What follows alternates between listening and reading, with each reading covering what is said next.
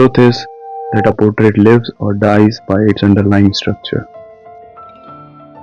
And to understand that structure, we need to look at the Bible of realist painting, Color and Light by James Gurney. Gurney introduces a concept called form principle.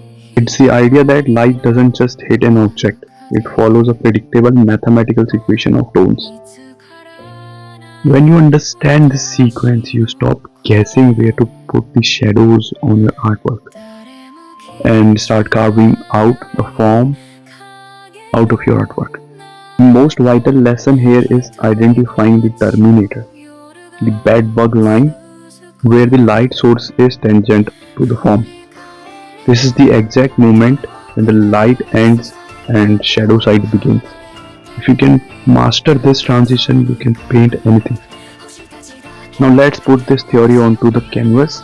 On my old painting where I did a spear, we start by identifying our highlight, the direct reflection of the light source.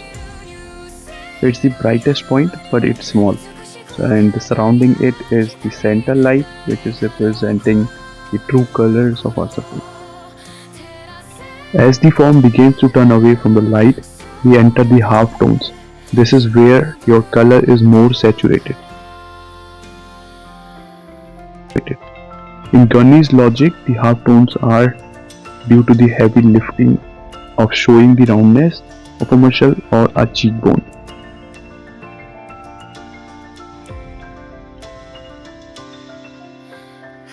But look what happens next.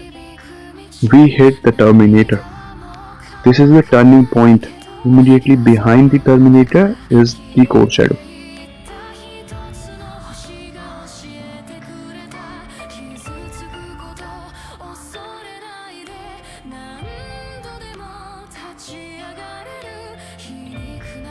And you can see this is where the form is turning from light to shadows.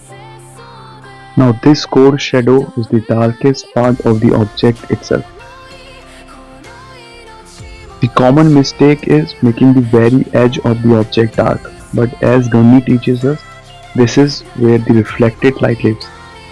This bounce light from the environment is what gives us the form, its breadth, and separates it from the background. Now finally, we look at the cast shadow. It's usually sharp near the base and softens as it moves away.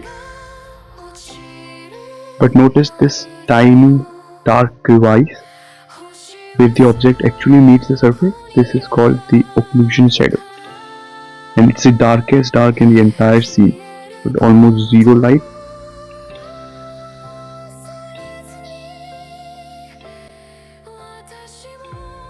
So we have 7 points to remember: highlight, center light, half tones, Terminator, core shadows, reflected lights, and occlusion shadow.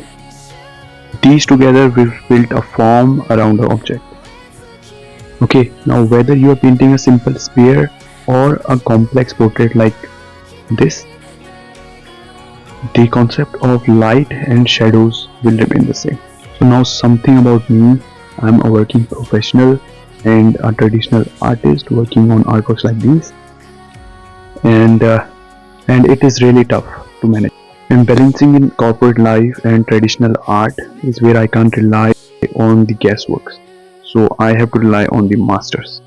And if you want to dive deeper into the science of art with me, please subscribe the channel, and I'll see you in the next video.